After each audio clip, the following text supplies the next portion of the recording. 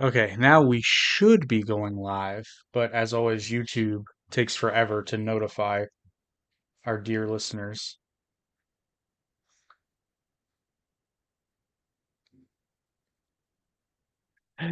Oh, dude. Oh, there it is. Fucking finally. Do our obligatory Hold on a YouTube second. audio check. Excuse me. Say my name.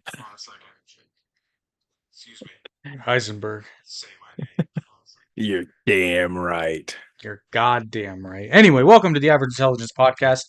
Eric's back. Back again. We saw a movie last night. I told a friend and he said, let's go. And it was Fanny Banani. Oh, that was the other one. We're not talking about that one. We're talking about the racist one. Oh yeah. It was almost uncomfortable to literally ask and to tell them we had tickets for it. I was like, Well, not man, where it's we like, were, but where you initially proposed. I was like, "You sure you want to do that? Because I don't." But anyway, yeah. um, so I I postulate a question with this podcast, and so essentially we're here to talk about Matt Walsh's latest.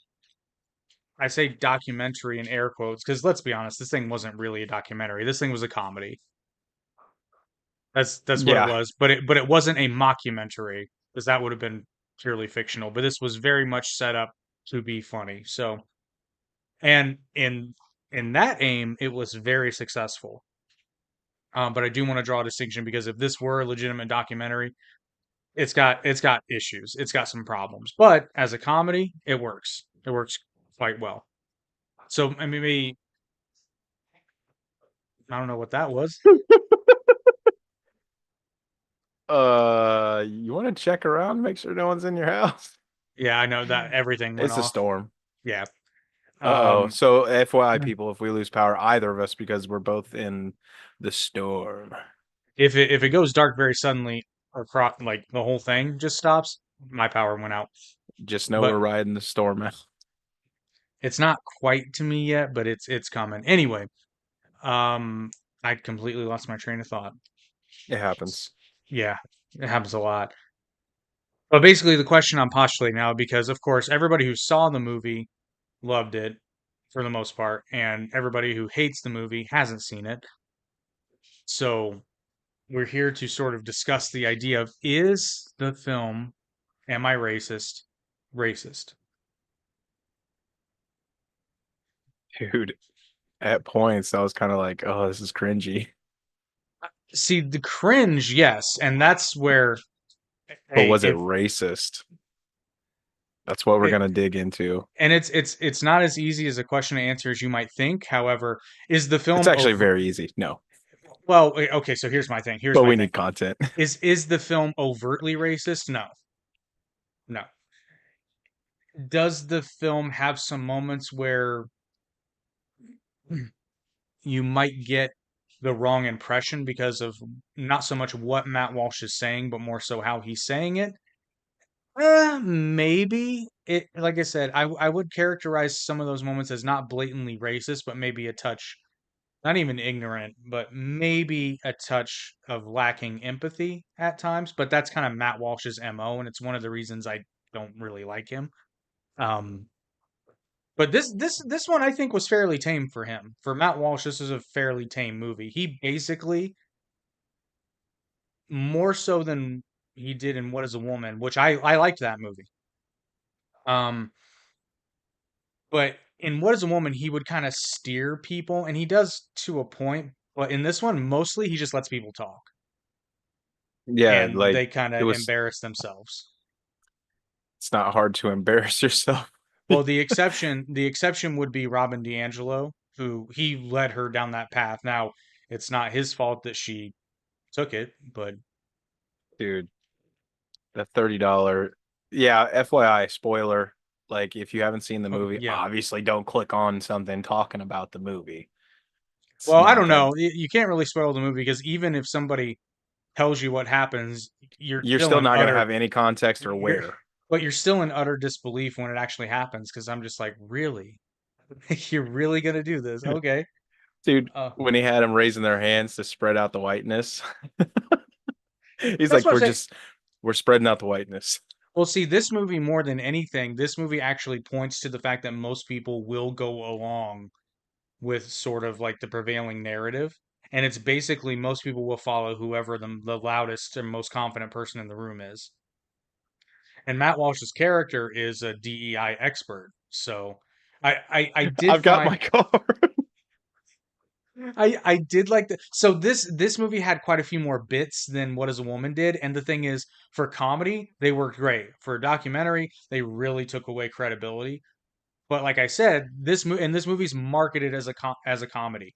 That's a very important distinction we need to make. This movie is not saying, I mean, it is a documentary, but they're not marketing it like one. They're marketing it like a sort of Borat style comedy. Yeah. A little bit more reality based because Borat was a character from the get go. So that being said, I guess maybe we should take it beat by beat and sort of talk about because there are various areas of the movie I really, really liked.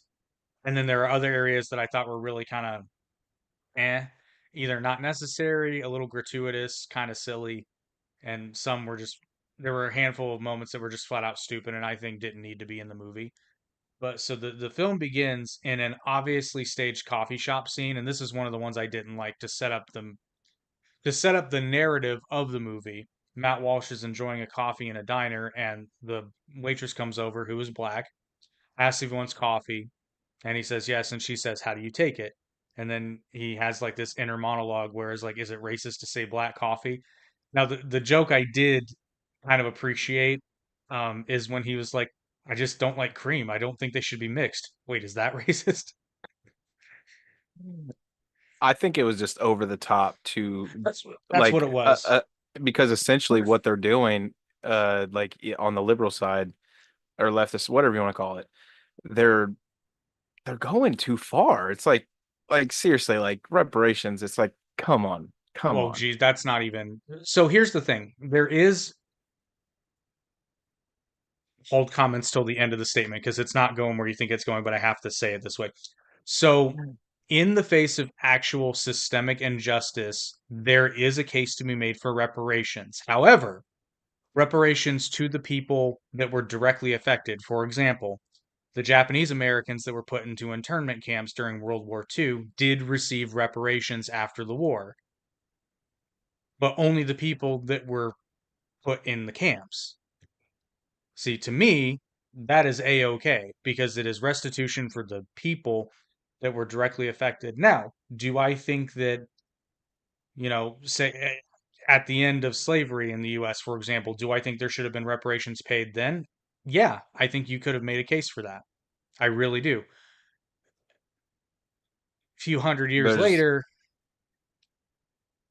well, we're not quite over 100 years later, it's a harder case to make because then you have to decide who gets what and what's your criteria. And ironically, the criteria of skin color is a little bit racist because theoretically, if you're going to and take this with a grain of salt, it's two white guys talking about a movie that deals with racism. So I mean, we have an opinion, but Hey, I liked what old boy said in the movie, the young kid when he was out on the streets talking about when he was saying, "I got my DEI card, I got my DEI card," and that like white kid was like, because of how Matt Walsh was talking and acting, he's like, "You're the most racist person here," and it was yeah. all of the leftist like propaganda bullshit. But here's the problem with that though. That would have Seemed like a plant to me. Just gonna be a honest. little bit, and then at the It was a same little too time, perfect. well, I mean, here's the thing though. For a scene like that, and I think this is worth noting for those of you who may not be aware of how a documentary film is made. That was at least a full day of him on the street talking to people, and And to only get, yeah, exactly. they only got two conversations in the movie. Fair point. Fair point. So that tells me a lot of people were. I'll be honest because he was in Oh, Tennessee. I don't know. I'll be honest, he was in Tennessee. A lot of people probably told him to fuck off. Oh yeah. I can imagine that, or a lot of people, him being in Tennessee, Or probably they probably just recognized knew him. who he was. Yeah, Yeah. exactly. Did like at the beginning of the movie when he sits down in the circle and he's just like, "Are we meditating?"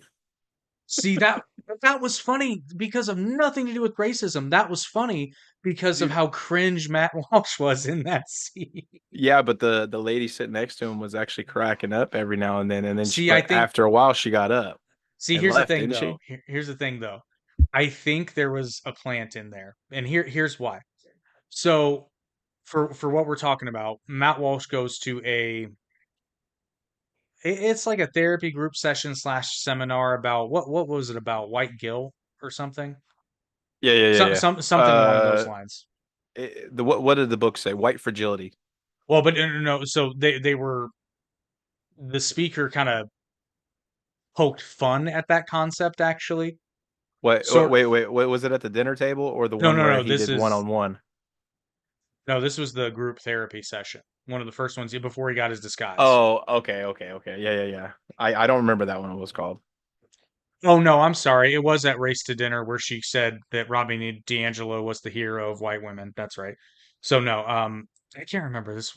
Anyway, he went to a group session that dealt with, being basically coming to grips with the fact that you're a white supremacist just because you're white. Anyway, the scene's funny because Matt Walsh is doing everything he can to just like covertly derail the whole thing, like purposefully interrupting people, being very emotional. But the thing about that scene is there's a point where he goes to their cry room, and he does this on purpose.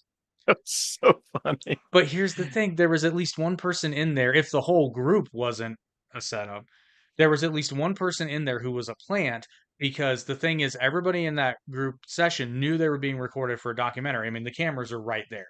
Producers Yeah. and sound guys and the videographers are standing off to the side. So these people know they're being recorded. When Matt goes to the cry room, somebody lets the group know who he actually is because at this point he's not in a disguise. It's like, how do you not know? Like at this Well, point, but I here's the was, thing: if you don't know who he is, somebody's going to have to tell you. You know what I mean? And yeah, Matt Walsh is not exactly like an every Joe looking dude. If you know who he is, he stands out. You know what I mean? he's waspy. That's a, it's a pretty distinctive look. That's what I'm getting Can at. you hear me okay when I sit back? Yeah, I can. Let's check the old YouTube real quick. All right. I just wanted to make sure because I can't adjust my thing anymore. Yeah, yeah, you're fine. Oh yeah, great. Heck yeah. Heck yeah. This setup I can do. Yeah. By the Oh, way, is the everybody, chair good? Jake got me the ergonomic TikTok chair. It's a win. It's a Is it a win. win? It's a win. You want to show the I'm people? I I'm going to actually do a Try to make some review-ish. money. Yeah. Well, I'm gonna do it on oh yeah, I'm gonna do that on TikTok too. I didn't think Yeah. about that. Well, But and if anyway, I were you, I would tell people it's like, hey, listen, I'm diagnosed with spinal stenosis and da da da da, and this thing. So if you just got a case of out of shape itis, this thing's great. yeah, it's I know you can't see it, but there's a headrest and it's just Oh man. oh yeah, like that's like if you ever just want to like kick back at your computer, like I know a lot of people sit on their laptops. I'm a desktop person, See, I am too. I mean, I have a laptop right here, but it's at a but you desk. prefer it on a desktop. Yeah. Yeah. That's Oh, okay. I can't do the laptop on my lap thing. That shit All right. this whole thing. I'm too old for that shit. But anyway, I just want to say thank you to Jake for that. You're But welcome. so we are moving back to the story, Right, the right. movie. Back to the documentary. Lecture at hand. So, but anyway, then Matt comes back in, and everybody now knows who he is, and they've got footage of somebody with a phone. So, I personally think the woman who was sitting next to him, the one that was cracking up a little bit, I think she was the plant.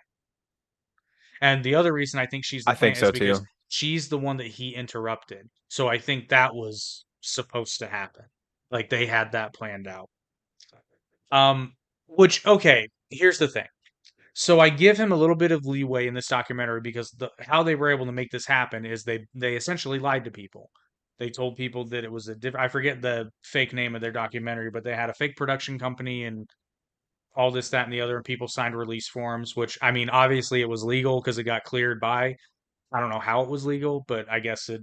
I guess it was because it got Well, cleared. it, So it it doesn't probably have to state who's interviewing you or like probably. talking to you. It just has to state that you are saying it's okay to use your face on this show, Yeah, and the thing of this that production. is, and the thing of that is, though, in an interview like this, the only reason they did it, this is why I give them a bit of a pass, because it's kind of ethically dubious, but at the same time, it's the only way they would get these people to talk to them.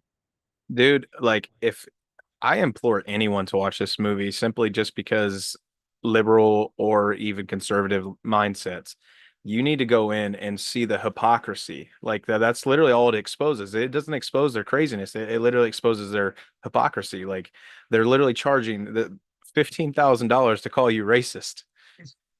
15 grand. So that But that's one of the things I really like that they did. So every time they've got a speaker, right, that they're interviewing, they put their fee on screen. mhm, And I think the cheapest one was like 2,500 bucks.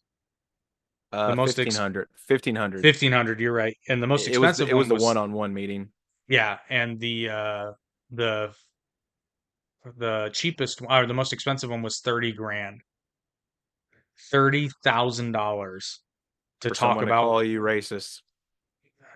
I mean, and here okay, so I want to get this out of the way. Neither one of us is racist.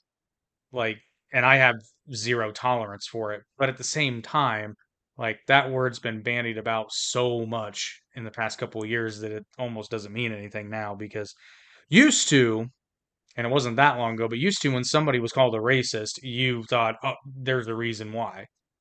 Now you're called a racist if you voted for Donald Trump. Like, I mean, the word just doesn't, and that's Make dangerous it make it because make it make sense because the dude wasn't racist until he ran for president as a Republican. still not. But anyway, and the danger with that is it's the boy who cried wolf again. So now when you call somebody a racist, see, used to when, like I said, when somebody was called a racist, it meant that they were actually a racist, and you knew to stay the fuck away from that person. Now, if somebody calls somebody racist, I'm like, oh, they must vote Republican. That's my first, instinct. Well, and it's Um, not like do they even have these thoughts of their own or they implanted? Because I swear, like it's hard all to these say. things that I know, but all these things that I've heard, I'm like, I've heard this stuff like from media and celebrities, and then people are repeating it. And I'm just like, Yeah, that's just it's do you any of you have any thoughts of your own? Is anyone original anymore? they're few and far between, that's for sure. And my favorite though is whenever we get called racist in our comment section, I'm like, if you only knew. If you only knew, like, oh I my got some God. flare ups in traffic. Theo, man. You think I would just take all your stuff and then move down here and then not have it? But anyway, so yeah, that's always fun. Oh, She's like, I found the time travel button oh, right did there. you found the lower? It just dropped me into that. So yeah, this was actually one of the aspects of the documentary that I think, like I said, I give them a pass because it was the only way they could talk to these people. But at the same time, the way they present it on screen, I mean, just I don't know how I feel about it because obviously, there is a narrative thread to this documentary more so than there was in What Is a Woman. And in order for that to happen, because the whole point of that group is for Matt to realize that people are going to recognize him and he needs a disguise.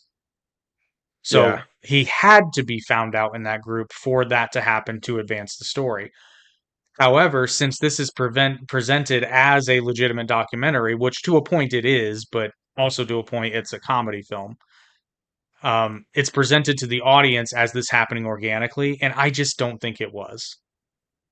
Not as much as they would like us to think. That's what I'm getting at. And Now, here's the do thing. do I think that these things have happened like to them and it's probably scenarios that they had? It's kind of like when actors what is it? What is it called? Improv. Method? Oh yeah, When actor when actors improv, if it's funny enough, they'll want to redo it and yeah. put it in. Like it's not like they just record that take. It was so funny that they want to put it in. So they have to Hmm. redo it. So essentially what I'm saying is these situations have happened with these people and they just reenacted them potentially. Oh yeah, and we Maybe know now. Also, to be fair to Matt Walsh, he was doing quite a bit of stuff in his disguise out in the open. Like for those of you who don't know, you can find video. Matt Walsh in his "Am I Racist?" DEI expert persona was at the DNC. that dude, that was hilarious. And he was in the video. He was so close to Biden. He Was it was in, Biden no, it was or Mitch Harris? McConnell. Oh, was it? Okay, that was Yeah, funny. he was in the background when I think it was Mitch People are like, McConnell. "That's Matt Walsh. What is Matt Walsh doing at the Well, DNC?" only people on the right recognized him. Nobody else would have known. And so that's why, conversely, I think Matt does, and they show segments of it. Matt does a lot of what I can only discern are like local, like news appearances, stuff that wouldn't attract national media attention. But somebody had to recognize him. Like, there's Republicans in Utah. Like Yeah, like somebody had to recognize him. it's not even his face; it's his voice. I More so know his his voice. Yeah, voice. yeah. I could like point it out in a That's that's line. that's that's the other thing too, is his look and his voice. And the thing is, like, the disguise is not great, but we also see him put on the disguise, so we're in on the Because jokes. he's kind of got that. No, see, I just He's go got straight to that Alex really Jones. pretty. He's got that might be a little retarded.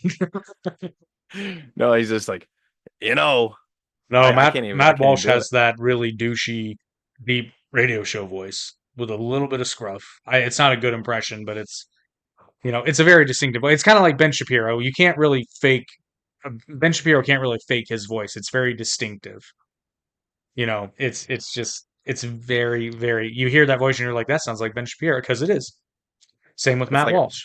I'm not hating on anyone, but like dudes with really high pitched voices, like it's happened. I've seen people. This one dude, he had an injury to his vocal cords, and so talks like this. And I was like, oh shit, it's Mickey Mouse.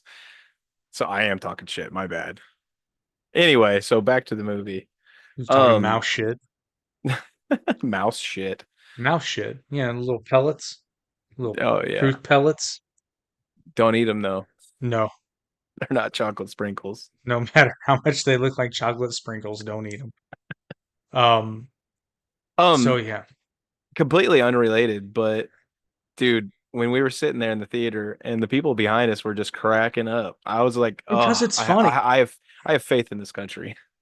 Well, and keep in mind where we were, but It's not a conservative town anymore. It is it, you're flipped. you're in Indiana though, bro. No, I'm Columbus is not a conservative town. I Like know, but it's we weren't starting in to flip. Columbus. We were in We were in Greenfield, Greenfield. brother. Yeah. Why the fuck did I think we were in I Columbus? don't I don't know. Close enough. It's not that far. Anyway, oh, You're the right. point You're right. the point you were making though, about you know, recommending people see this movie, because first of all, listen, it's funny. I'm not gonna mince words. It's a funny movie. It's outright laugh out loud hilarious at times. But the other thing too is, like I said, and we'll get into some of them. The movie does have problems. It's not perfect. It's got some issues. Matt Walsh has some issues. 'Cause like I said, I just want this to be on record. I do not like Matt Walsh. I do not watch his show. I don't enjoy his. I've enjoyed both of his movies, but other than that, I don't really enjoy his work. It's to me, it's not my cup of tea. But if that's your thing, go for it. Because like I know you disagree. Generally speaking, I enjoy the Ben Shapiro show, not daily or anything, but usually if I listen to it, I like it. There's a couple times I'm like, I don't really agree with that, Ben, but I enjoy the show for the I most just part. enjoyed when he was at I really only enjoy the lectures. I don't Oh enjoy yeah. his style of news or whatever it is. Like I appreciate it because he does, for most part is unbiased sometimes. But Well, I mean, it is to a point, and what I mean by that is Ben will tell you from the get go that he's a you know conservative religious Jew, and those are his biases. So he's going. However, that is not going to lead him to tell you falsehoods. It's not going to lead him to arguing from biblical perspective unless it is a religious matter, in which case that is a fine source to draw from. Because if you're arguing about what's in the Torah, you should probably reference the Torah, just saying. Um, but overall, like and he catches flack for this. I've read his comments section. He will flat out say things like Trump said something stupid, and people will be like, people say in our comments like Trump can do no wrong. I'm like, no, Trump can do plenty wrong, but and he has. I can point to you some examples, but But um, is it damning or damaging? Not really. I mean to his campaign, yeah, but Well, that's a I'm talking. that's I'm another talking podcast. to the people. Like Yeah, yeah, that. yeah. Anytime I'm saying like I'm not talking about his campaign because honestly, I Sometimes if I'm he amazed doesn't it's win at still this alive. point, I mean, The what? campaign, not him. Oh, oh man, that was almost a bad joke. No, no, I said it, but I realized I'm like that kind of sounded like him. Um, so I thought I would clarify. I meant I'm amazed his campaign is still alive. Shit, Although, why wouldn't it be? All his campaigns, like literally, there's so many people there. It's ridiculous. I mean, fair. But anyway, so the other point I was making though, like I said, this movie has criticisms, but if you don't see it, then you can't review it. You It's kind cannot of call them out. Isn't that kind of like what these women say about men with abortion? They can't have an opinion on it because they don't have a uterus. I mean, yes, but in this No, no, no. instance, That's a complete like that's not even on the same I was gonna page. say, in this instance, though, it's a legitimate thing because, like, I think if you don't know what an abortion is, you shouldn't have an opinion on it. You need to learn what it is first. So Hey, yeah, in my opinion, I've been eating gummies all day, so see, I've I'll connect those dots been for you. been at the CBD shop with a bunch of hippies. Oh yeah, Yeah, oh, that was fun. I'm fitting in. I've become one. You're like Randy when they opened up the dispensary in South Park. Oh, I got integrity. No, Oh. I was referring to the episode when he gave himself testicular cancer, but yeah, that works too. Oh yeah, I had to get big balls. He's like Sharon, my eyes are up here. That's my favorite joke of the episode, by the way, is the fact that they he makes such an absurd claim that women like big testicles, but then in the episode they make it true, and it's such a funny bit. Because that's when he says, "Sharon, my eyes are up here." But um, so yes, my point being, if you hate Gotcha. Matt Walsh, if you hate Matt Walsh, you hate everything he stands for. Watch his movie, make a review, write it, record it, post it, do a podcast. Hell, we'll talk to you about it. I'll give you a platform. It's a small one, but it is a platform. You can stand on it. Hey, small for now. Yeah. Just got to make it bigger. It grows though. It's a grow. It's a grower, not a Damn. shower. I'm telling you though, man, like it was genius the way like if he really did ad lib a lot of this stuff. And apparently he did. I'm sure It that was he had impressive. ideas. Because like for example, I listened to him, he was talking to he talked to Ben, honestly, about it. And like for the race to dinner, which we'll get more into that in a little bit, they knew there were certain things they wanted to do, but at the same time, you're reliant on other people to react the way you want them to, and you can't push it too far, otherwise you're going to blow your cover. Right. So he said that his goal for that was he wanted to sit down at the table and he wanted to do a toast to racists, which he did both. That shit was funny. That was so funny. I was It so was hilarious. uncomfortable because like have you ever watched like I don't know if you have or not, but like catch caught like the first few episodes of The Office?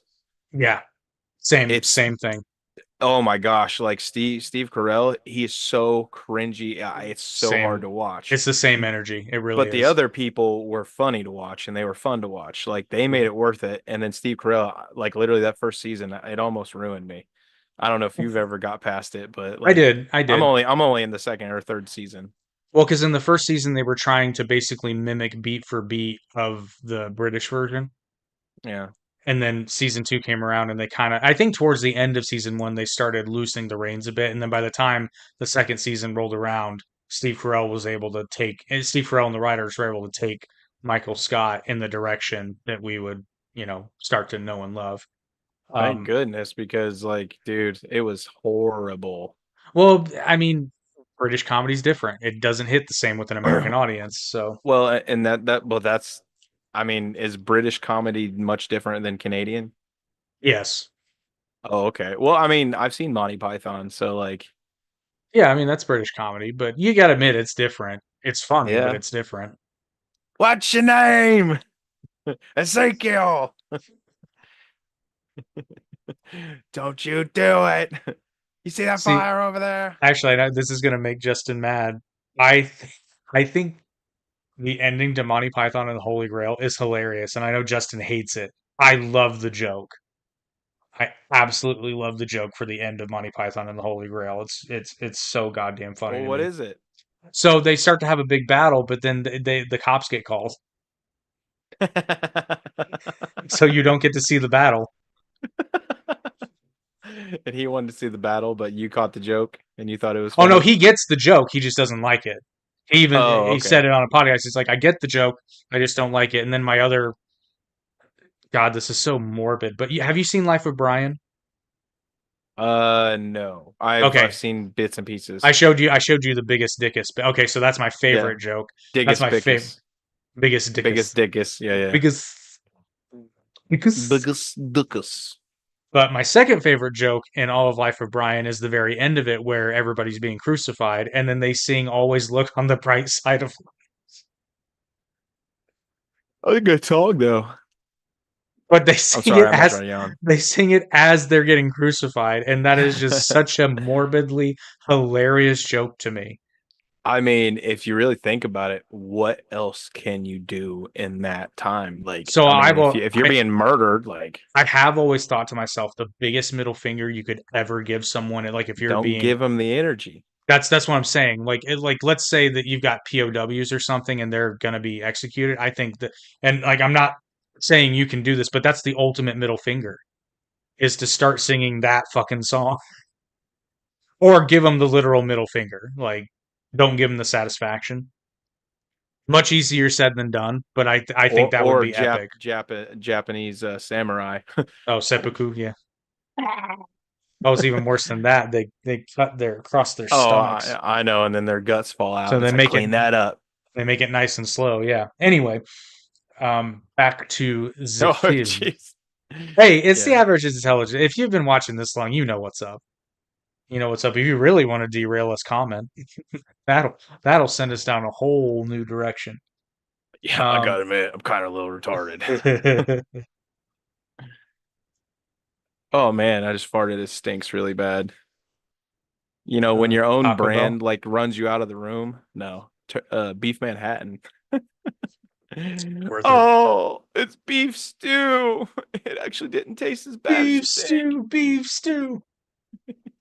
Oh gosh, I uploaded an old clip from when we did our Lady Ballers review where I said that they essentially took the plot of the Benchwarmers but made it women instead of children.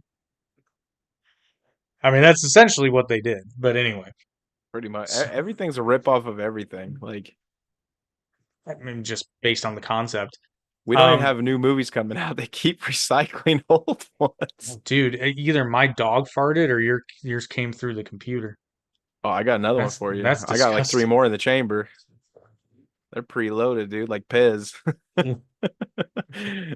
He's pro Second Amendment for sure. It even sounds like it. Oh, so what else did they do? So Matt gets his. Oh, so what I was saying.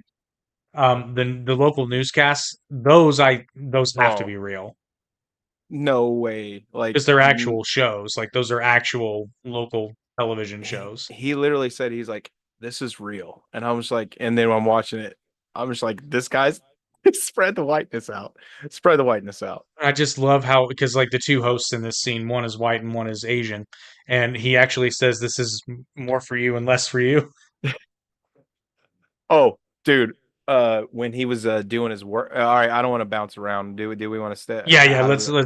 Let's keep going because yes, I know what you're going to. God, that was funny. Okay. Some people had to know that was fake because it was just too ridiculous. But anyway, so Matt gets his disguise, and what I didn't catch because I ended up watching this movie twice. Um, I didn't get that he actually ripped off the whole outfit from one of the interviews from What Is a Woman. Like he ripped off the whole outfit, and when I realized that, I laughed audibly because that shit was funny.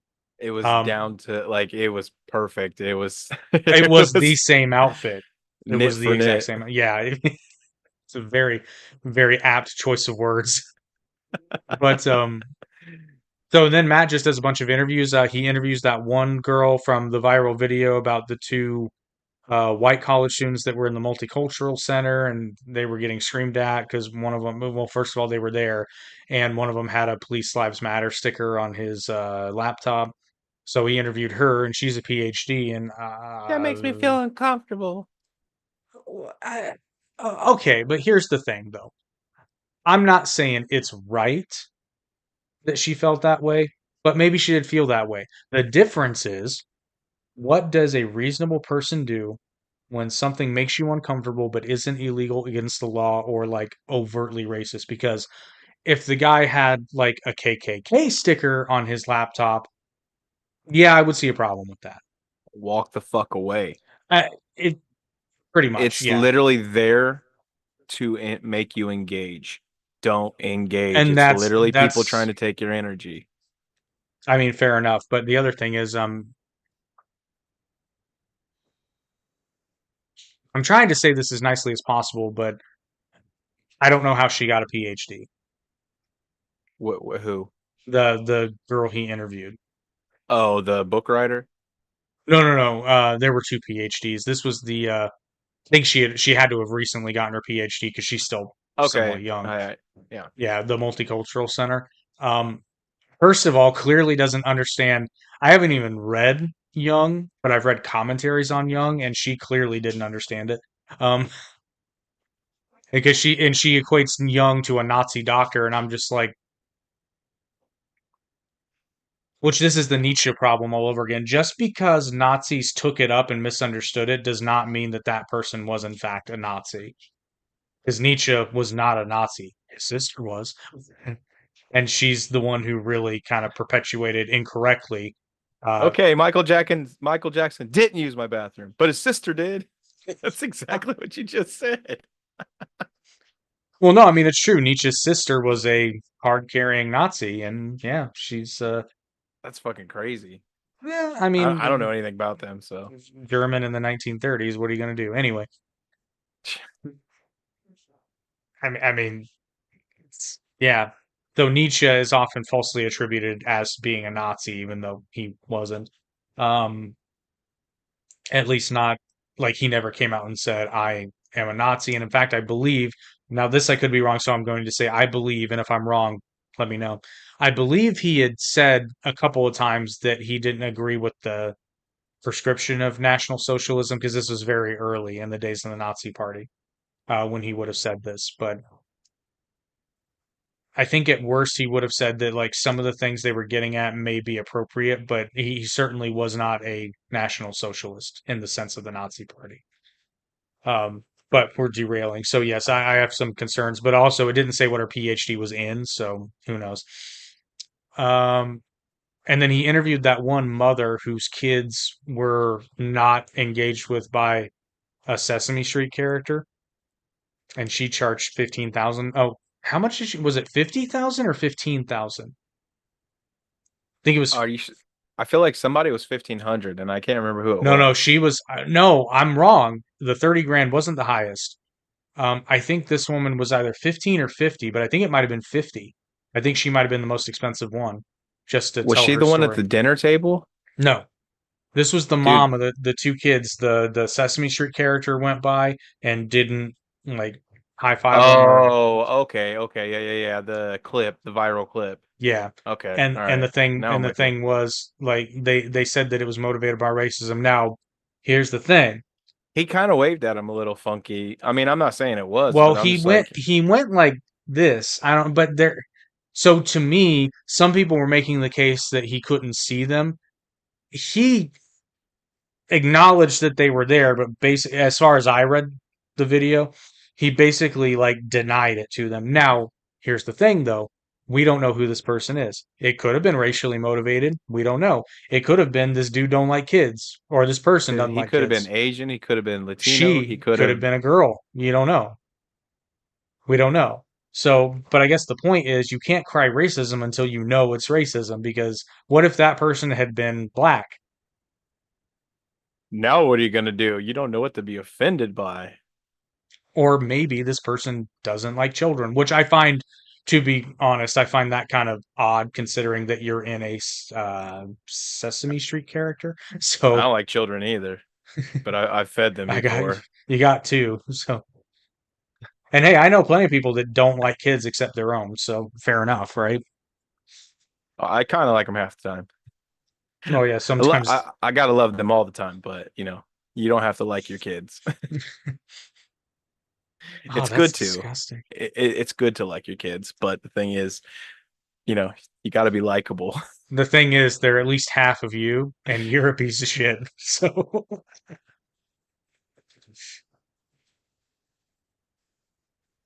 anyway, I don't have Um, kids. yeah, I don't have kids, but I'm pretty sure I'm gonna despise mine. If they're anything like me, it's gonna be like this all the time. nah, dude. I think you'll be all right. Oh, I probably will be. You're way more calm. You're way more patient.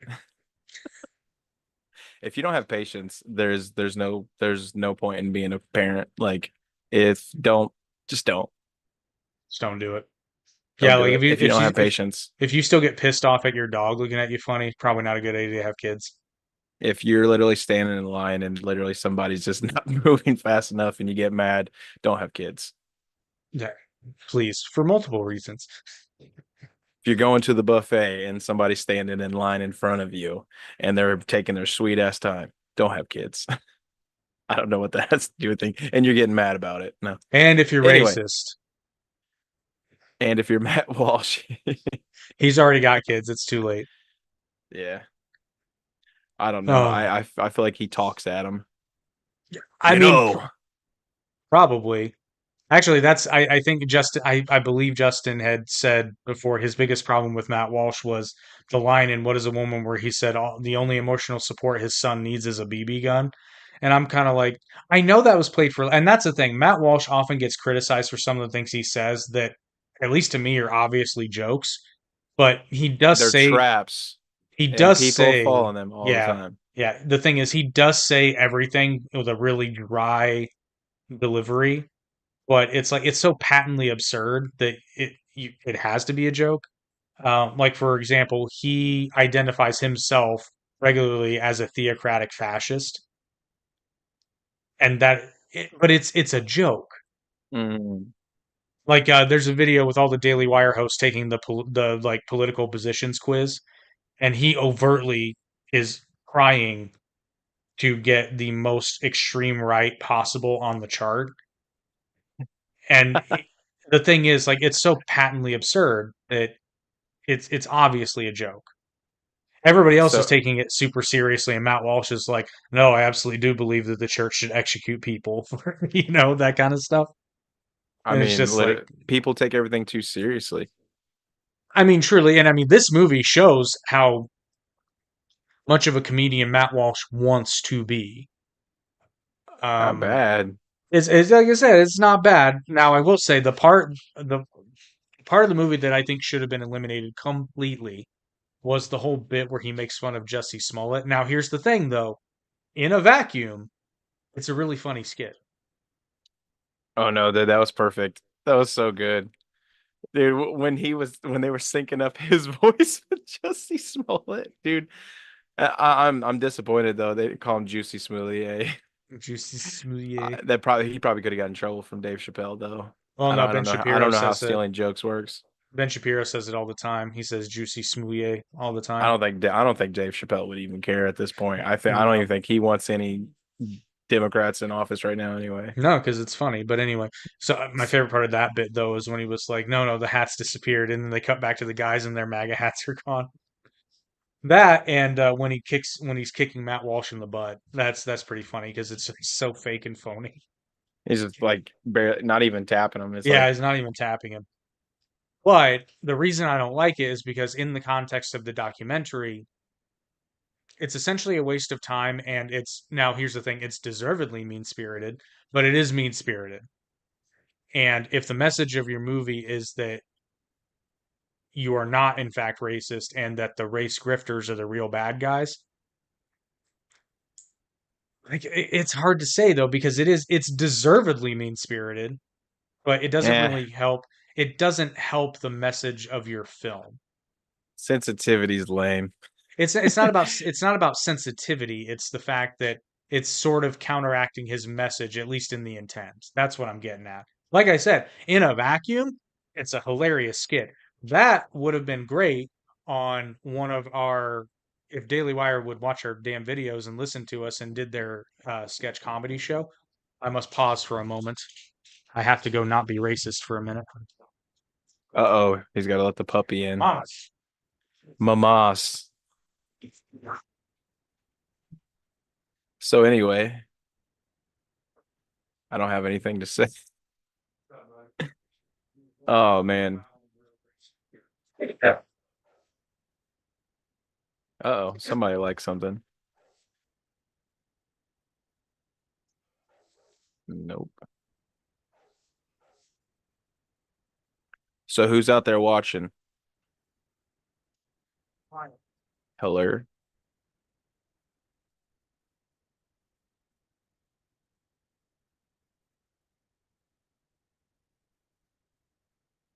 Uh-oh.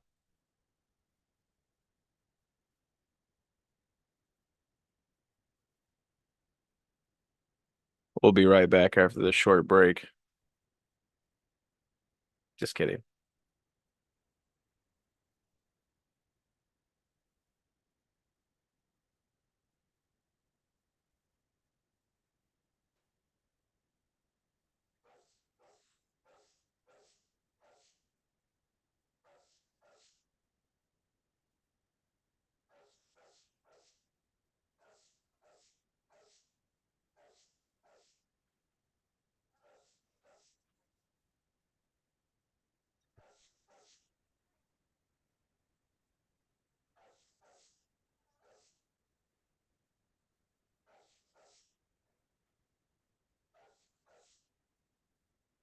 He's letting his dog out.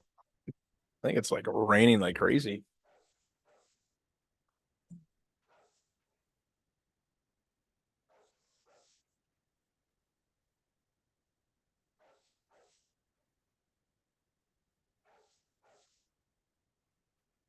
Jake had to go take a poop.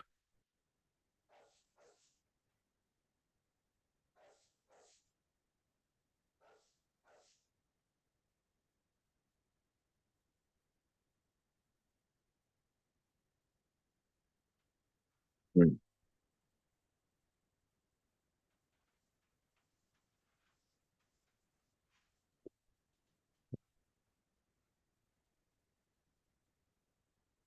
Mellow yellow. Everything come out all right? Yeah, no, we're good. We're good. All right. Um, Where were we? oh yeah, about the whole Juicy Jussie Smollett. Smollett, There we go. Juicy Smollett bit being a little not even so much insensitive, I guess, because like I said, it's deserved because I mean he lied about everything, but it felt really out of place in the document. It felt very random. Um, oh yeah, our sketch comedy show on Daily Wire Plus, where Mm. you know main mainstays come in as guest hosts. See, to promote Am I Racist? That would have been a great skit to do on that show, but they don't have that show, so I guess they had to put it in the documentary. See, it's your fault, Daily Wire. Which I would like to It's say. Oh, go before. no, I was just gonna say, like, if they want subscribers like to Daily Wire and stuff like that, like you gotta have some. I mean, if you had sketch comedy shows like that and then some other things sprinkled in, a few nuts sprinkled in, makes for a wonderful place to live. But speaking of that, though, I would like to actually say I'm very proud of Daily Wire because they got a movie in theaters finally.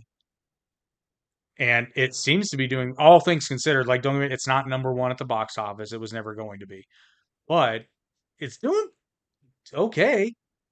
It's doing pretty good. I couldn't believe they had Am I Racist? They had that Trump movie and then they had God is Not Dead. And I was like, whoa. Well, In one movie again, theater, they're brave. remember where we are. Yeah, I know, but like I swear, like Indiana's pretty lame too. Governor Mhm. Holcomb, I mean, back when they were masking, and he was like we were 4 months into the pandemic, and he's like, we need to start masking up. I'm like, yeah, it's gonna work now. Yeah, it's not too late or anything. Like literally, I was working throughout the entire thing, and I was like, what? Come on, man. I literally had and still have no sympathy for it because, like, again, I'm like you. I was working during the whole thing. I didn't get to work from home. To stay. I didn't get to stay home I didn't get called because hero. yeah, exactly. I never got called a fucking hero.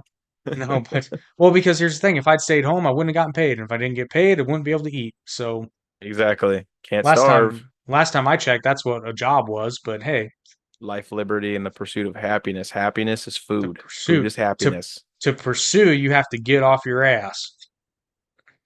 You got to run. But anyway, yeah. So I'm proud of Daily Wire. I hope this leads to more theatrical releases. I hope that the company grows because alternative voices are always important, and it's no Hmm. secret for the podcast pantheon. I totally ripped off Daily Wire's business model. I've never hid that fact. I'm very open and candid about it because it was smart. It is smart because they started with nothing and now they're putting movies in theaters in when did they really start? About 2012? 2017. No, Well, no, 2012. they like when they opened their doors. I think it was 2011, 2012, something like that. Hey Siri, when was Daily Wire created? 2015. Wow, it feels like it was longer than that, but I guess Ben Shapiro was around before then, but yeah, I not. started watching his lectures around 2013, 2014. Oh yeah, founded 2015. No, no. No, it couldn't have been. Oh, what?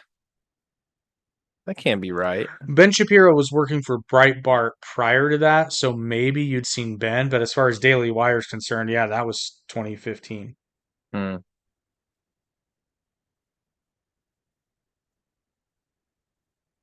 Yeah, you gotta love Wikipedia's. Many Daily Wire stories repackage journalism from traditional news organizations while adding a conservative slant. Fact checkers have said that some stories shared by Daily Wire are unverified and that the Daily Wire sometimes misstates facts to advance a partisan view. Of course, you would say that, Wikipedia. Now, here's the thing. Sometimes, like every news organization, they do get things wrong.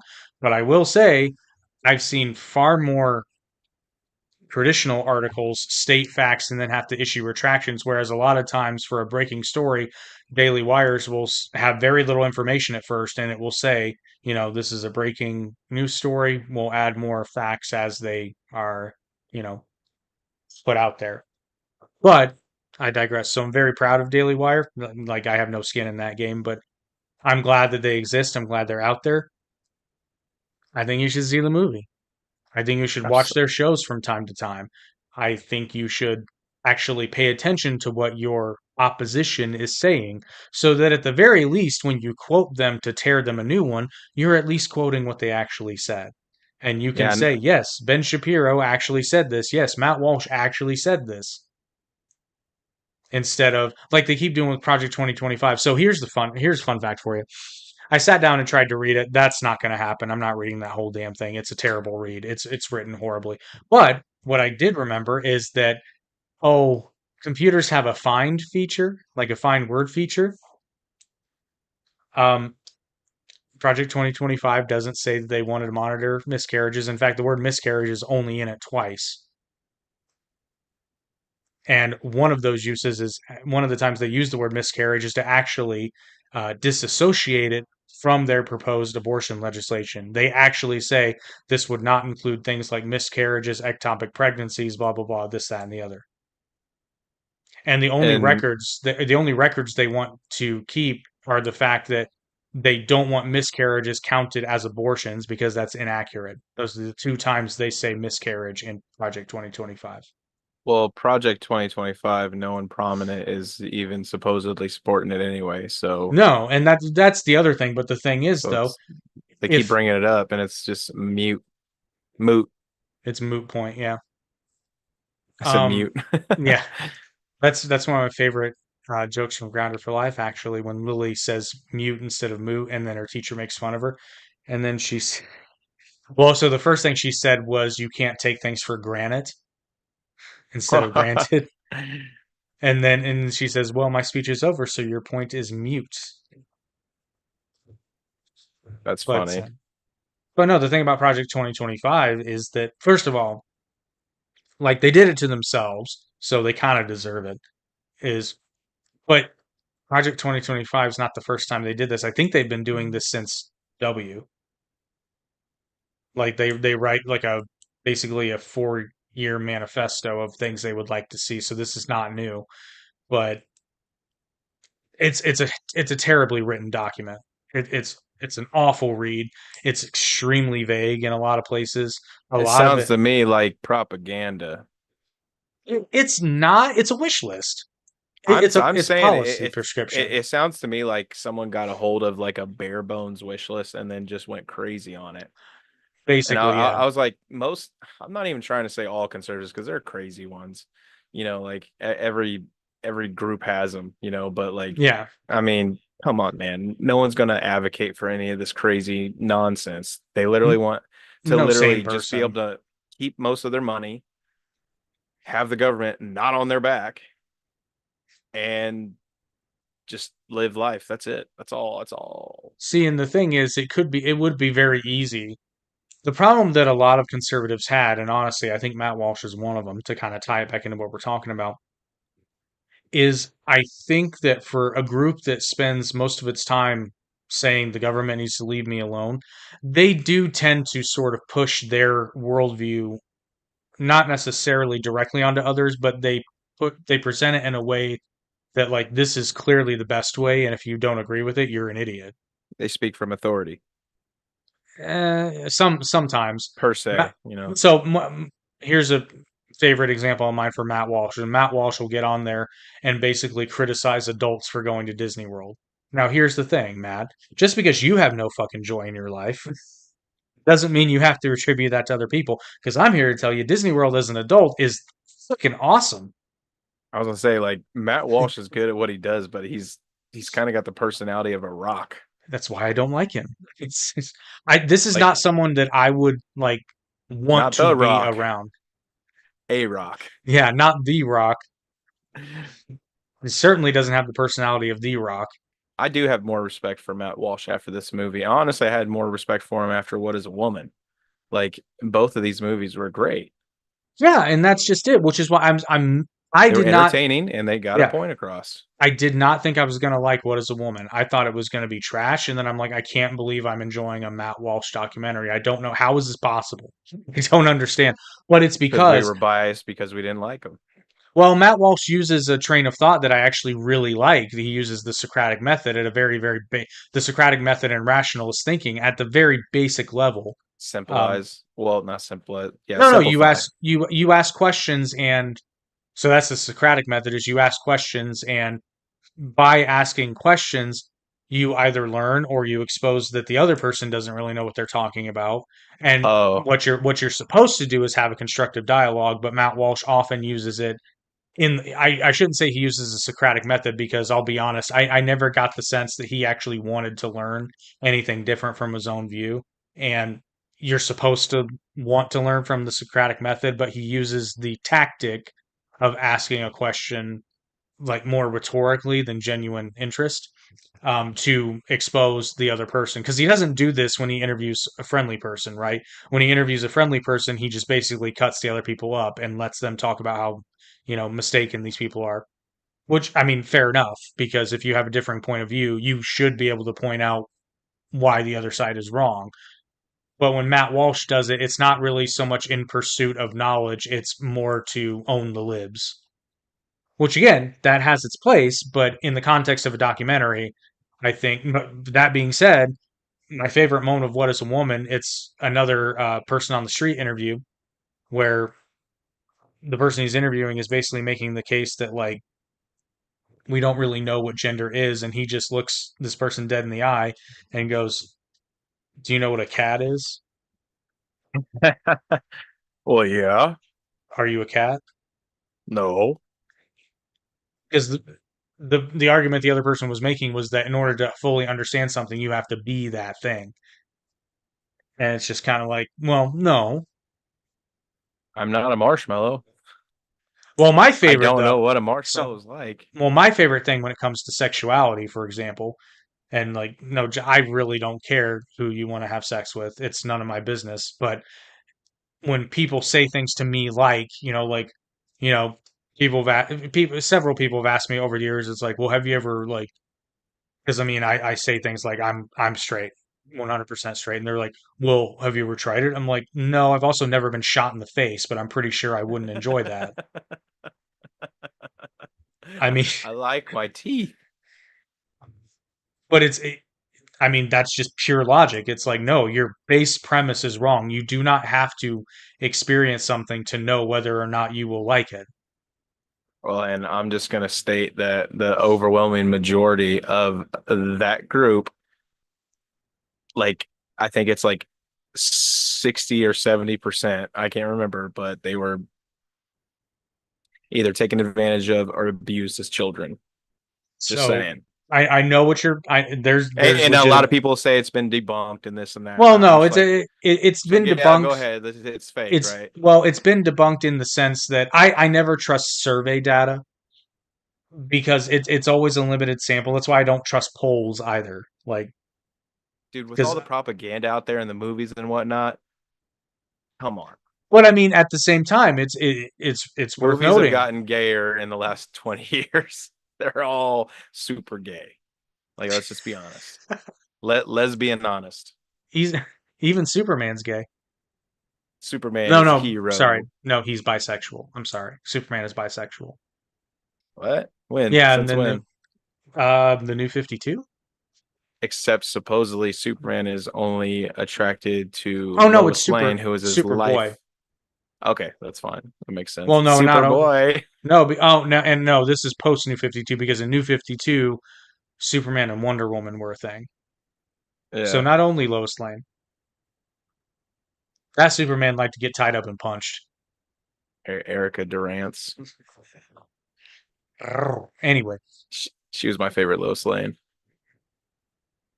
was she in which one was she in? Smallville. Okay, yeah. I should have known that. It's you after all. You like your Smallville a lot. Oh gosh, where were we? Where did we leave off on the old documentary? I'm having trouble keeping on. Well, I mean, it is essentially, and then so that's my other main criticism of Matt Walsh is he does what I like to call useless interviews. Like in this one, he has a couple men on the street interviews, and then one at a biker bar. Yeah, it was like that was like he was awfully brave for that. No, no, he wasn't, because you see, the thing is, they were in on it. Yeah, it seemed Well, and then here's the other thing. So this is sort of more of a metatextual critique. So the biker bar scene exists to prove that these kinds of people are not inherently racist, which no group is inherent. Well, okay, I was about to say something really stupid. There are some groups that are inherently racist, but a group like, generally speaking, bikers would not be generally racist. However, it is also worth noting there wasn't a single black person in that bar. Yeah, that's fair. And I'm pretty sure, I'm not 100% positive of this, but I am pretty sure that there's a scene where they have Matt Walsh just walking the streets and there's a guy in front of him with a chest tattoo. I'm pretty sure that chest tattoo is a white supremacy tattoo. I don't know the exact symbol, but it's got like an iron cross and a shield. I'm pretty sure that's a white supremacist symbol. Well, I mean, you remember that one dude that was talking? He was a Klansman, or well, he wasn't a His, Klansman, his, but his his, parents and yeah, I was like, yeah, damn, son. yeah, but I mean, And then look at him, not like he it, said he. but here's the thing though. So that's like one of my favorite, which I find this just personally hilarious is, and this is where you get sort of into the more nuanced things of racism. That's what I mean when I say, is the film overtly racist? No, but again, how many times have we heard somebody say something to the effect of like, well, now listen, I'm not prejudiced, and they're about to say something super fucking racist. I'm not racist, but Now, I'm not racist, but you know, and again, we see these people for a total of like 10 seconds. So I mean, I don't know anything about them, but the image I'm being presented is that these people are not racist. But here's the thing: I've been around enough people, and this is totally a me thing, but I've been around enough people like that where I don't necessarily believe it. Now, again, I mean, and it sucks that I feel this way because I've been around people like that. These people may not have a racist bone in their body. The thing is, I don't know them, and these interviews don't serve a credible purpose. They serve a purpose because it's showing, hey, look, stereotypical, lower income white people that aren't racist. Look, our point's being made, except these are not experts. These are not, you know, they're not credible interviews. They're anecdotal at best. And the thing about anecdotal interviews is they don't really work. I mean, they do from an emotional standpoint, which is obviously what they're going for. But if you think about it for more than 2 seconds, you're like, this actually means nothing because we Feelings don't know aren't who these real. people are. Well, no, and we don't know who these people are. You know what I mean? Yeah, it's kind of like us. Yeah, we're we're actually totally racist. Joke's on you. Uh, See, that's but sarcasm. my TV's only in gray I got a black and white TV with the contrast, like with the brightness set to the maximum all the way up. all the way up. I don't even play my Game Boy with the black in it. I just play by the music. Isn't that true in Mario when a bad guy's coming, it makes that sound so you know when to jump? All right, so we got to talk about the course, do the work. Oh God. Man, Uh that shit was it funny. was dude when they had him yelling at his racist uncle and she's like, "Do I have permission?" Fuck you. Fuck you. I can't decide which my favorite part is more the like the graphic he has about over smiling with the one at the end on the extreme Yeah. or when Oh, dude, yeah, like, or when he moved the one guy's number over to the more racist column. dude, you should add this face to the thumbnail. Yeah, But I think that was my favorite. 'Cause what did the guy say? Oh, because he had one of the producers on the movie. Oh, what's his name? Ben, They yeah, Ben. Thank you. Um, they use Ben in a couple of bits in the movie. Ben's one of the producers, and Ben is black. So he has Ben come up and he tells everybody in the course to stare at Ben, but Ben's not looking at them. So one guy's not even looking at him because it's weird. he's, he's And like, why am I looking at him? He's not even looking at he's like, me. you're not even looking at him. He's like, well, he's not looking at me. And he was like, seemed a little racist. And then earlier, everybody has a number and he had them put their number on a whiteboard. It's a He had like a spectrum. yeah spectrum of racism from 1 to 10, one being least, 10 being most racist. And this person had put himself at like a 2 or a 3, and then Matt goes over to the board and moves his number over. That was That so was funny. like because like he did that, he did that on the whim, and it was like Oh yeah. that was comedy gold. I was like, dude, like seriously, he's just See, I can't even talk that's about it. why I want Daily Wire to do their comedy show and have an improv element to it because Matt Walsh is They great were at improv. He is. I'll give all credit where credit's due. Matt Walsh is great with improv because I there were think he's so putting many. on a crazy. He's an actor, dude. Like He I'm telling you, really like is. I think his I don't even think that's the real Matt Walsh. It's Fred I bet he gets Savage. on. He's like jumping on Oprah's couches. Sit the hell down, Wonder Boy. But I no, love that show. Matt Walsh can play a hilarious liberal. We've seen that in Lady Ballers. See, Lady Ballers is worth seeing just to watch Matt Walsh be that character, and the Ben Shapiro referee scene personally is a scene stealer for me. That was a Uh, good one. but yeah, and then at the very end, he has step 9 is self flatulation. So he brings out a L- box of l- whips and paddles and has everybody take one. And I love how he's like, why Dude, did that this one guy? girl didn't even hesitate, dude. She No, grabbed she that grabbed whip. it. That's what I I said. I was like, was she's like, into that. she's into that. Yep. Wow. But then they do a freeze frame. Matt's like, "How did I let it get this far? That I'm willing to let people whip themselves? Wait a minute. Why are these people willing to whip themselves?" And then the fact that he actually did a news segment where during the segment he's like, "This is all a scam," and just gets up and leaves.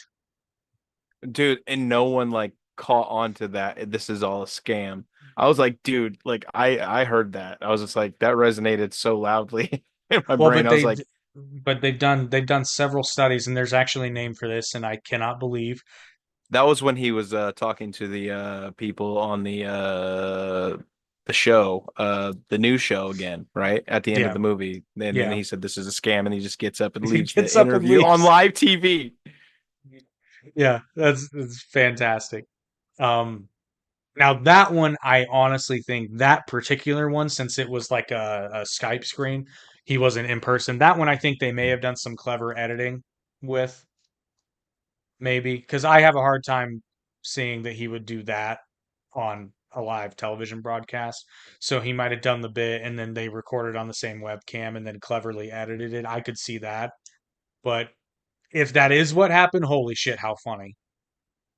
Oh yeah. Like if it plays out, because the only reason I say that they may have done some clever editing is because the newscaster never really sells the fact that he's not talking about the thing. You know what I mean? She's Oh asking yeah. questions. She's not really hesitating or confused ever. So, like I said, I don't Dude, know, maybe. his circular answering was so good. Yeah, it's about a book. It was written on paper. I can't remember what he said, but Oh, so that's the bookend joke of the movie, and it's a great bit. So one of the first things Matt does is he goes to a bookstore in Boulder, Colorado, the People's Republic of Boulder, um, and he goes and talks to the proprietor, or at least somebody that works there, about what books he can get to start his anti-racist journey. And one of the books is simply titled "The N-Word," and he mm, does this whole thing, and he's like, "Oh, I think this might be above me." He's like, "I can't even. Can I say this?" And then she's like, "No, probably not." And he's like, "So, but if I change my mind, can I like call and make sure you have it in stock?" And she's like, "Well, probably just don't say the title. Just say it's a book that begins with N. Blah blah blah blah." And then the post credit she did scene, tell him to remember the author. she did, and that's worth noting. But again, that doesn't make the joke work. Um, Nope. but at post credit scene, Matt is calling the bookstore back, and he's like, "Yeah, I was looking at this book, and I think I'm ready for it now." Sure, what's the title? I can't really say it. Do you not remember it? No, no, I remember it. Starts with an N. There's an I in there, Dude, and there's a he G. didn't he didn't even get to that. He's like she said something about trigger. He's like, yeah, it rhymes with that. Oh yeah, Or because he she said said trigger. he said it might be, it might be That was triggering. triggering. Yeah. Funnily enough, it rhymes with trigger. Dude, that shit was yeah, That was that funny. was It it was was funny, funny. but it was kind of a little too much because I was like, dude, how was she not going? Dude, I'm hanging up now. You're an idiot. Yeah, Like pretty well. I Um, I'd get calls like that when I was a manager of a restaurant, and I would be like, dude, shut the fuck up. yeah. The other part we got to talk about at least is the race to dinner bit. Oh So man, oh that God. Yes, it's a real we thing. got ahead of ourselves. The racist dinner that was just ridiculous. Like I love it how she was just like, or no, was it her that said she was unsafe? And No, that was the group session at first. And it's like you man, feel unsafe, but you'll be there for 30 grand. To be fair, I yeah, would too. Like, no judgment. I would totally I would talk I would talk in a room like that for 30 grand. You kidding me? Hell, I'd do it for like 3 grand. and everything she said was just basically like putting her on a pedestal.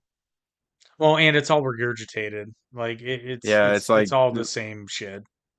But the race to dinner, oh my God. So basically the concept for those who don't know is you pay these two women, one woman is black, the other woman is Indian, I believe. Um, Mhm. and you basically pay them to have dinner with you and call you a But racist. hold on, do you remember though the Indian woman? She said she used to be white. Yeah. What And so I did I think I think what she means is that she used to be passing for a white woman. She didn't come out and say that. And then she found that she had 4% Indian DNA. Well, no, I mean, let's be honest. I hate to say this way, she didn't appear to be Caucasian, but No, she didn't at all. yeah, I think what she meant by that, because she said I used to be one unsuccessfully, so I'm assuming what she meant by that, and I know what happens when you assume makes an ass out of you and me, but she never said otherwise, so I can only assume that what she was referring to is that she was quote unquote living in a white woman's world and behaving as such, but I don't know because they're both horribly racist anyway. But long story short, you pay these women to have dinner with you and call you a racist to your face, and they basically just insult you the whole time. But Matt Walsh got himself a job as one of the waiters. Dinner. Catering, man, that was Yeah. ridiculous, man. I Oh, even called it before it happened. I was like, oh, he's gonna get a job as a caterer, and then lo yep. and behold, Yep. Oh and God. I hadn't seen the movie. I was like, So honestly, it was a bit, you know, you could tell what was going to happen, but it was still funny. yeah, and see, most of the comedy in that scene wasn't actually involving well, the biggest joke was, but a lot of it was just like he's pouring water for people and he's going to offer them water and they say they don't want any and he pours it anyway. Or like giving out rolls and people say I don't want one and he gives it to them anyway. Dude, when he filled that lady's cup up so full it Too was far. leaking, Yeah. and then he dropped all the plates Twice. He dropped the plates twice, twice. man, and he's literally pushing it with his feet through the door. I was So like, oh, and then he just interrupts the whole proceeding. And what I love about this though is he's very much he's embodying the concept of what they say white men are, but he's doing it for comedy. So I know exactly what he's doing. He's doing it on purpose. Um, dude, they liked him at I the end know, of and it. but the thing is, nobody stopped him. Nobody stopped He him.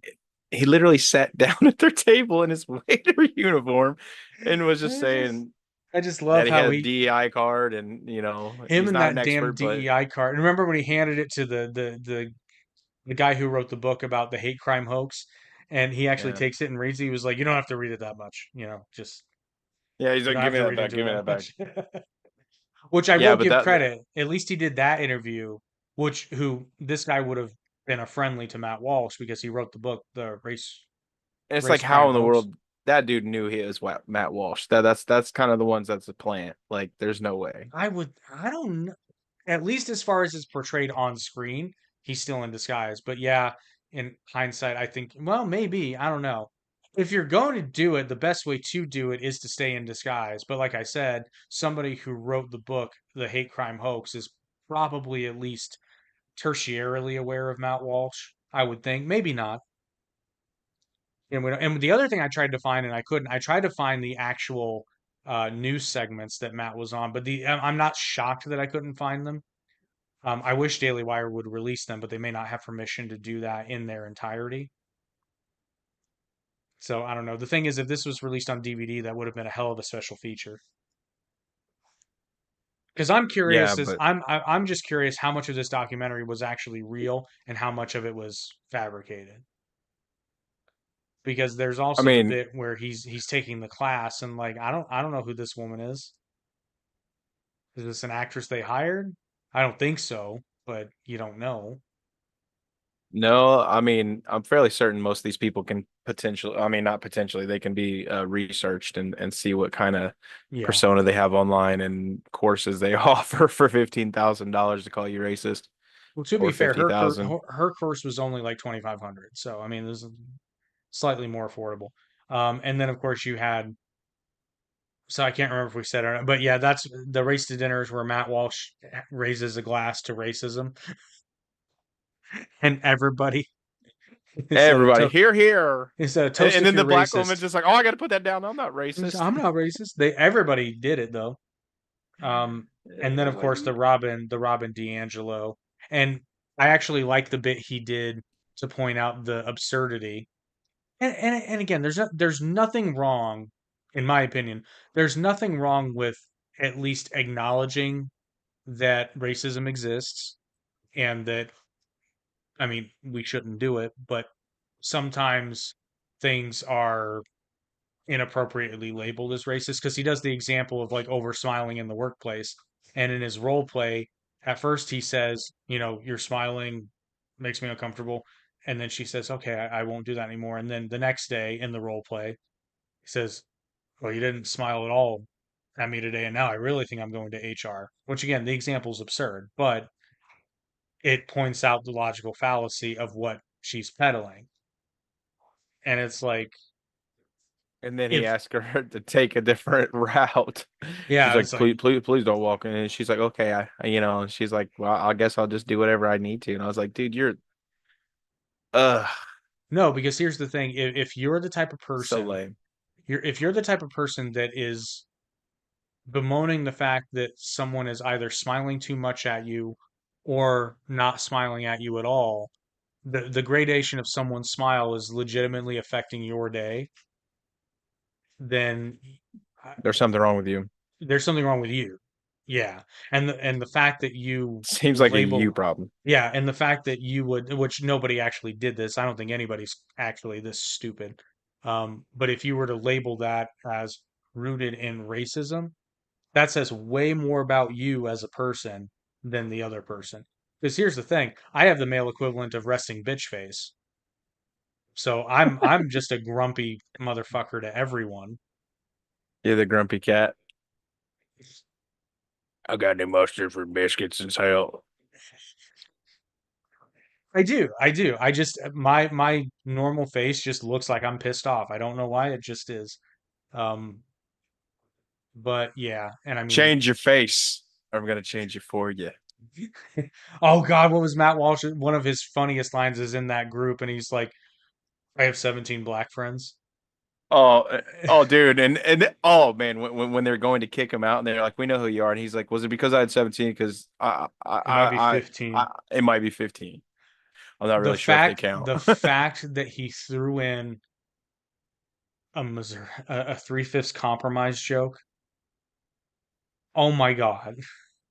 Because the joke is, which is the joke inside of a joke. And the fraction's not quite right, but it's a three-fifths compromise joke.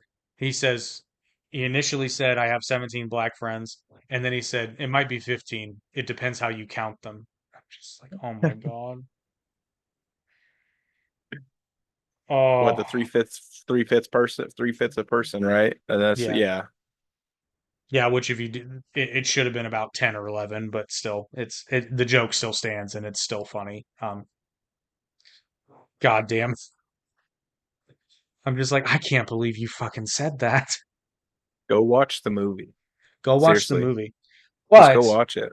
so did we miss anything big? Because the movies we're seeing, even though we told you a lot about it, because just seeing it, like there's so many just heavily cringe moments that it's I don't know how he didn't lose it.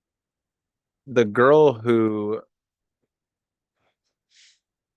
Kate something in the beginning. Who was that? Oh, I think that was Oh, the the girl that is this gave the $30, wasn't it? The Moana problem? No, that was Robin DiAngelo. She was at the end. Okay, all right, yeah. I tried to keep Oh, it all together. well, yeah. The first interview is it's what does he say in the commentary? He was like, I really need to talk to somebody and learn about my learn if learn if I'm racist. He was like, or I could just talk to this white woman. Yeah, and that's what I'm saying. I'm like, when you got a white person trying to teach you about racism, I'm just like, okay, Well, and that's like and trying to have a drowning person teach someone to swim. well, to be fair though, it's not like he only interviewed. It's not Actually, like that's not true at all. it's not like he only talked to white people. And see, here's the thing. So a legit criticism might be is maybe, which again, this goes back to the movie's a comedy, not a documentary. Because if he actually did want to understand racism in America today, there are experts out there. There are legitimate experts in this field. Now, they're not going to be as radical, which means they're not going to be as entertaining. So that's why he wouldn't interview these people. But there are people out there who, of course, there's racism in today's country. It's debatable as to whether or not it's institutional. Now, when I say that, I mean the whole apparatus, not a lone politician who is racist, because those certainly Are exist. there laws that literally restrict or oppress one specific group of race? And That's there may be, but the thing is, we have systems in place in the apparatus to identify and nullify those laws or amend them so that they are no longer I wouldn't disproportionately say that the negatively affected. racist I wouldn't say they're racist against. I would say that they allow another group to be it's not oppressed, but just not have the Well, same like victimized, affirmative marginalized. action, stuff like this, Yeah, choice and stuff like this. It's like what why? I mean, did Japanese and what other group is the richest in the United States? I think Well, it's you just have the I think Japanese, it's just Asian period. Like Indian, as a right? I don't know. I don't know what the metrics are. I can't remember. And I see can't to remember, but and see to me in my life that really doesn't matter because like yes, statistically no, Asians I don't may give be a the wealth. shit. Well, But but that, see I'm that saying and like they say this, and it's like, I mean, then how the Japanese get so wealthy? They worked well, their ass off to get to but where they needed to be. not every Japanese person did. That's what I'm getting at. Not Is everyone, like but the yes, demographic statistically, overall. Yeah. yeah, statistically, but again, I hate statistics because I because that could have every bit. I'm not saying this is the case, but that could have every bit of the fact that okay, to get to the United States from Japan, the easiest course is to go in through California. California has a lot of social programs in place. California has a lot of affirmative action programs in place. So maybe, like I'm saying, I'm not saying that's the case, but I'm saying there's All factors the to consider. millionaires leaving there, they're not going to have Well, those for much longer. that's recent. I'm talking about over the past few decades. Right. Oh, okay. And generational wealth is a thing, and that's the problem when you take these positions too far. Like the anti-racist grifters are taking it too far because now it leaves a bad taste in people's mouths. So they actually try to have a discussion about things like inequity and trying to figure out where those stem from and how to fix them. You can't even really bring up racism because one side says, "Oh, it's definitely racism," and the other side says, "I'm not going to listen to you talk anymore." You can't even entertain it because it's so polarized now that you can't even have a conversation where it's like, you know what? Maybe there is something to the fact that this group of people has been marginalized pretty heavily throughout history. And while they're not at an inherent disadvantage now, they were 100 years ago, and generational wealth is a thing. Maybe that's true, but you can't even have that conversation civilly now. So you can't even figure out if it's the case or not. And that's the biggest problem with this. I'll get off my soapbox now. We're talking about a movie that makes fun of race grifters, damn it. Yeah, pretty much all of them. That's how they keep it That's going. everyone in this movie is a grifter. Like I'm not going to sugarcoat it. These Oh people are yeah. grifters. Like the irony of a white woman writing a book about white people being racist is just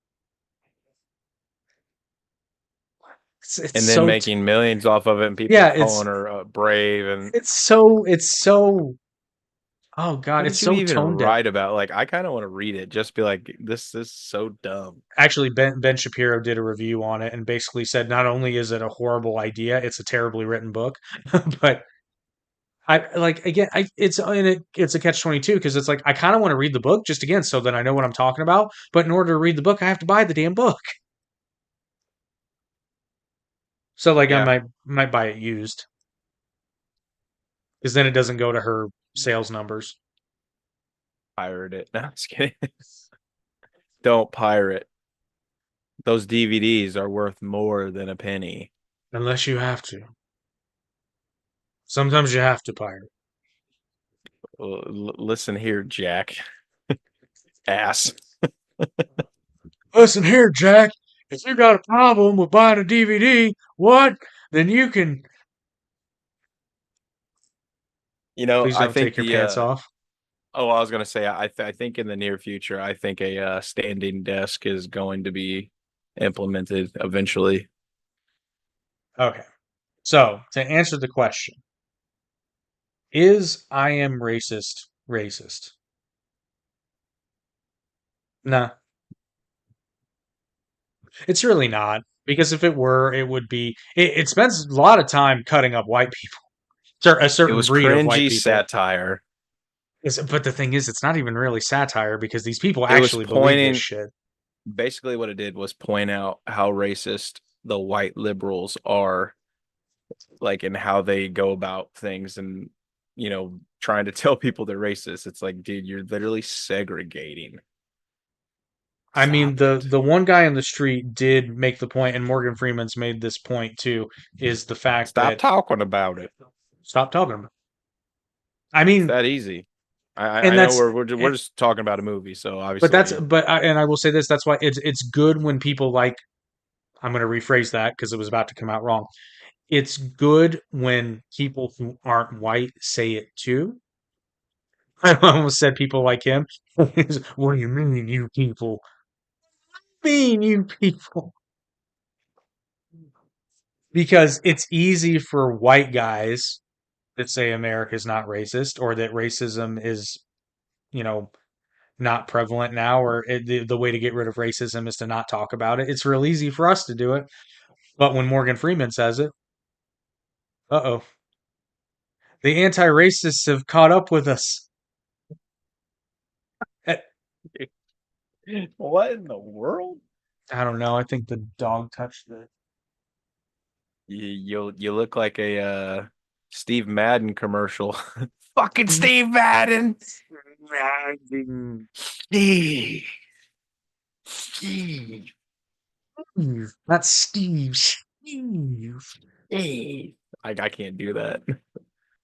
Steve London. Hang up the phone. Dude, how have we not done a review of Wolf of Wall Street? Because it came out prior to the Who channel. cares? Who gives a shit? We did a deep dive on Titanic. Let's just make it the sequel. It's still Leo. Dude, I've literally watched Wolf of Wall Street so many times I could probably quote every single quote. Dude, I watch Wolf of Wall Street when I want inspiration, which sounds really bad, but Seriously, no shit. Every time I literally got to work on my mining machines back in the day, I would watch Wolf of Wall Street first before I got on the stock market and started fucking with things and playing trading crypto. I would watch Wolf of Wall Street. It's mm, wild. I was the same way with a documentary called Sick Fat Sick and Nearly Dead about yeah. juicing. Yep. Anytime I would do a juice fast, I would literally watch it for inspiration. Dude, I used to juice fast all the time. Really beneficial for you. And who'd have thought all you needed to get was the spinal stenosis diagnosis? I who knows? No, I did that shit way before. I was in good health, dude. I got really fat and I just stopped taking care of myself. Stopped skateboarding, stopped being active. That's what having S- kids does to you. Stop doing podcasts. Yeah, stop doing everything. Oh man. Well, I'm glad you're back. I'm glad you're I'm back. I'm glad to glad be we're back back. because we got Chair growth, chair's good, but yeah, we got growth to do. Like we're like right there, guys. We're guys. so Well, close, so small. get off my shitty wall. You damn Hungarians. Cause I eat the cuttlefish and the smell. Okay, here we go. Dude, watching Trey Parker and Oh, Matt Stone God. in the doing that one, like in the studio, was just hilarious.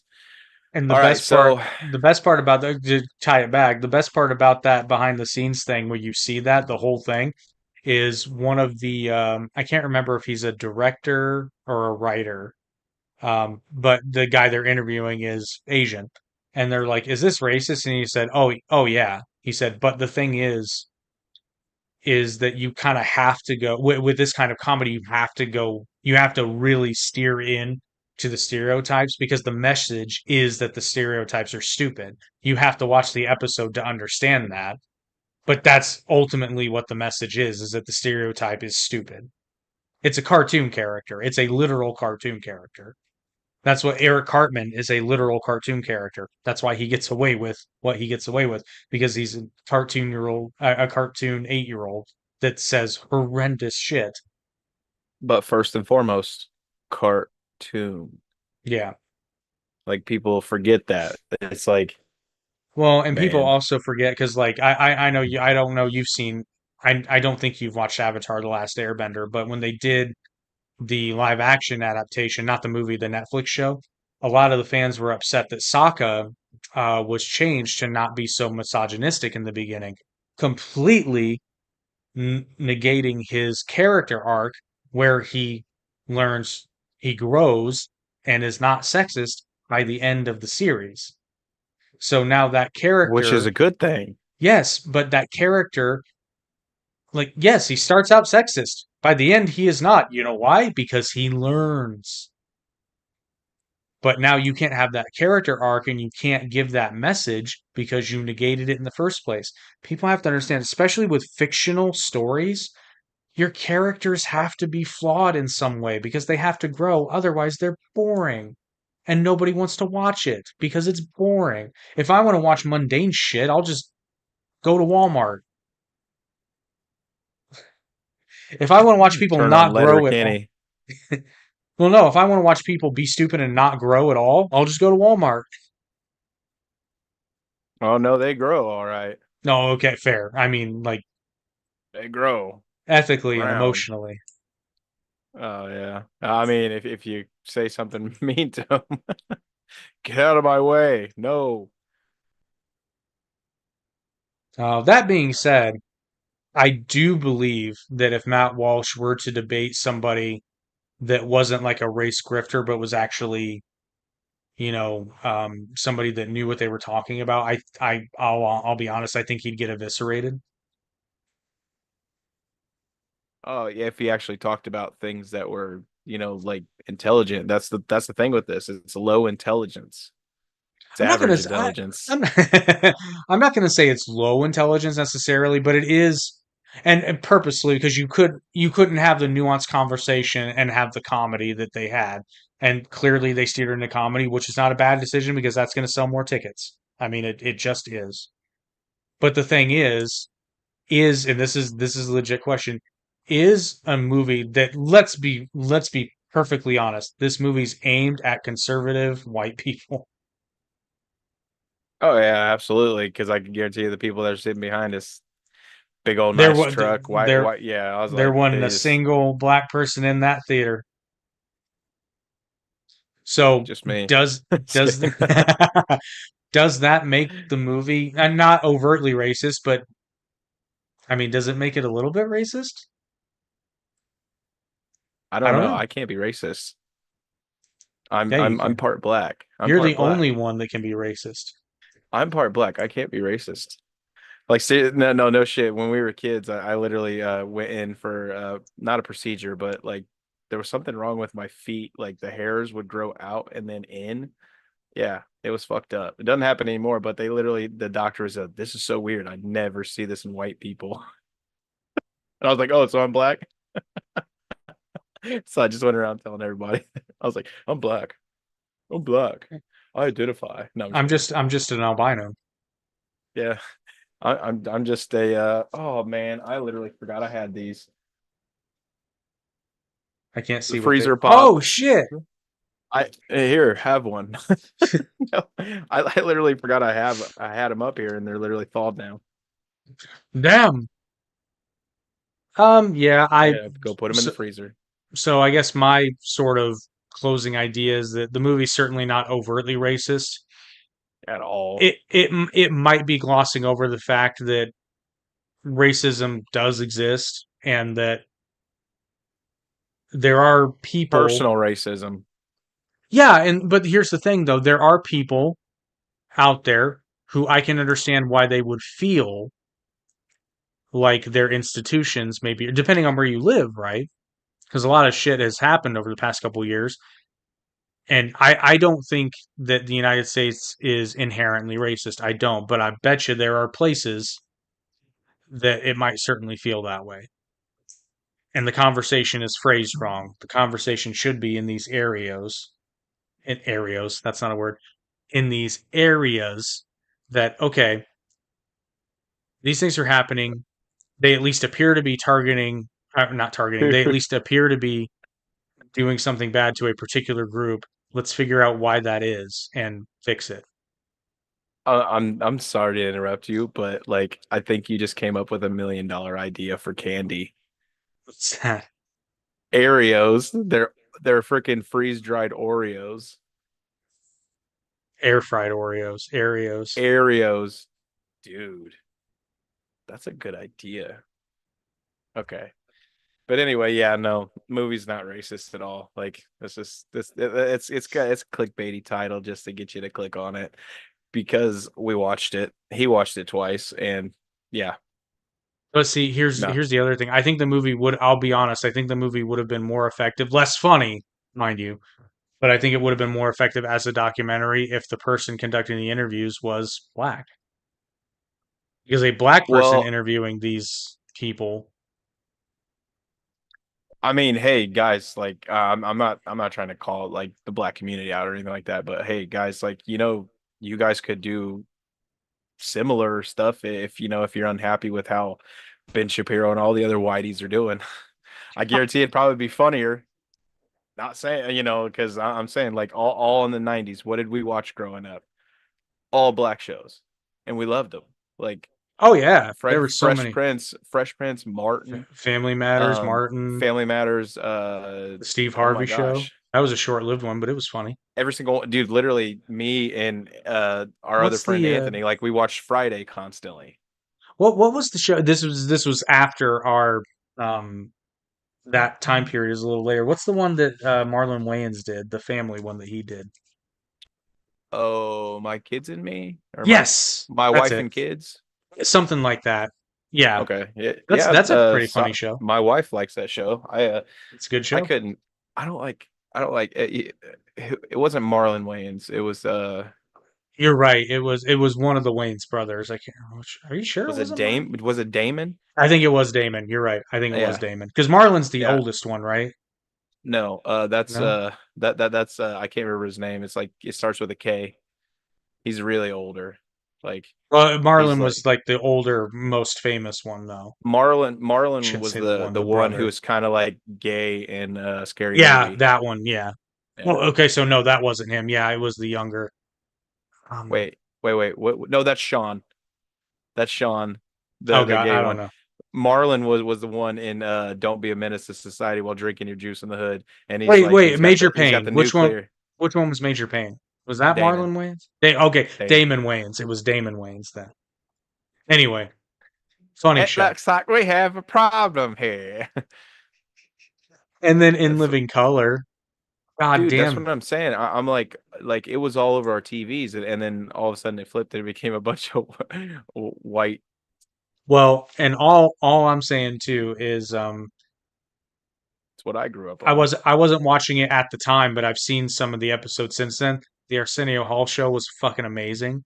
And I didn't like him. I'll tell you right now why that show got canceled though.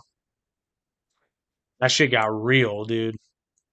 Oh yeah. He wasn't sugarcoating fuck all, and I appreciate Well, that. well, that's the thing. That's why it got canceled was because it Yeah. was too real for the powers to be. Yep.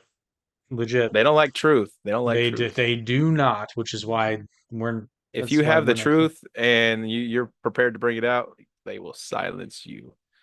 Diddy's about to get Epstein. Yeah, I think Diddy did Dude, everything that dude, they. his tapes, like, have you heard his Oh no, I'm not saying he didn't do the shit. That's just like Oh, you Epstein. mean He he's did the about to get shit. Epstein? Yeah, he absolutely did. Yeah. Oh, fair enough. So, Yeah. I'm sorry, I made that and sound like Epstein didn't do everything that. Okay, that's my bad.